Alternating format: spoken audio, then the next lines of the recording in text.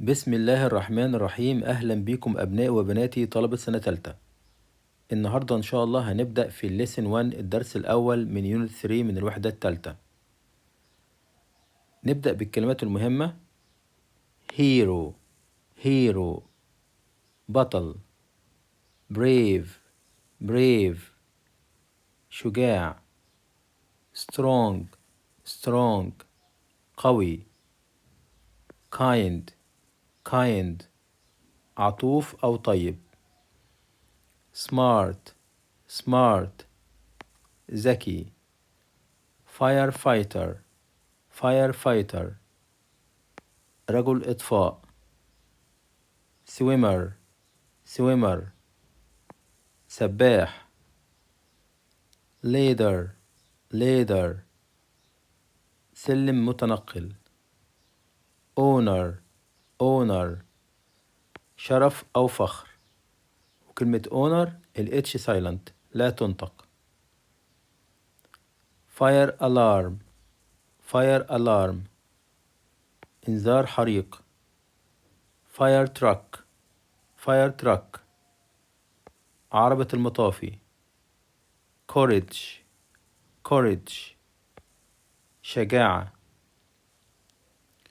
hard hard صعب أو بجد. easily easily بسهولة. true true حقيقي. principal principal مدير أو رئيس. loudly loudly بصوت مرتفع. proudly proudly بفخر. بعد كده عندنا تصريف الأفعال. solve solve it solve solve it يحل. encourage encourage it encourage encourage it يشجع. train trained train trained يتمرن أو يتدرب. notice noticed noticed noticed يلاحظ. fill filled fill filled يملأ. arrive arrived arrive arrived يصل. spray sprayed spray sprayed يرش. save saved save saved ينقذ. teach taught teach taught يعلم، وكلمة taught الجي والاتش لا تنطق. swim swam swim swam يسبح. ring rang ring rang يرن. drive drove drive drove يقود. بعد كده عندنا تعبيرات وحروف جر هامة. in trouble in trouble في مشكلة أو مأزق. put on put on يرتدي.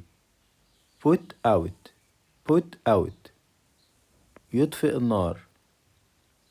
show care show care يظهر الاهتمام. that's why that's why لذلك. solve problems solve problems يحل المشكلات. بعد كده عندنا definition التعريف، وأول كلمة هنعرفها هي كلمة a hero يعني بطل. someone who does something special good or brave هو شخص بيعمل شيء مميز وجيد أو شجاع. بعد كده عندنا كلمة brave، وbrave يعني شجاع. shows courage in hard times بيظهر الشجاعة في الأوقات الصعبة. strong strong يعني قوي. بيعرفها وبيقول لي can do difficult things easily، ممكن يقدر يعمل أشياء صعبة بسهولة. kind، و kind معناها طيب أو عطوف.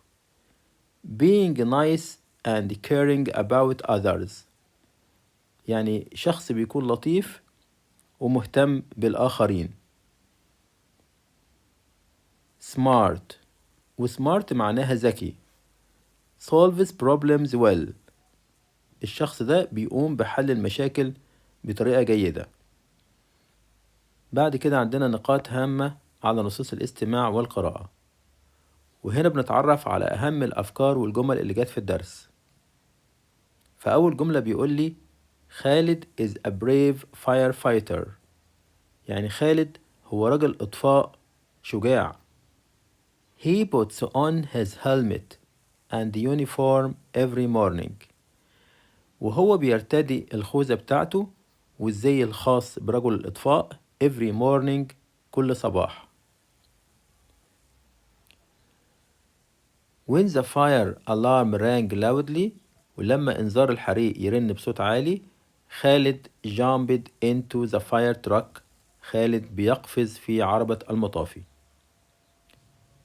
He climbed the ladder، وهو بيتسلق السلم sprayed water، وبيرش المية and saved people from the smoke، وبينقذ الناس من الدخان. خالد felt proud to help others، وخالد بيشعر بالفخر لمساعدة الآخرين.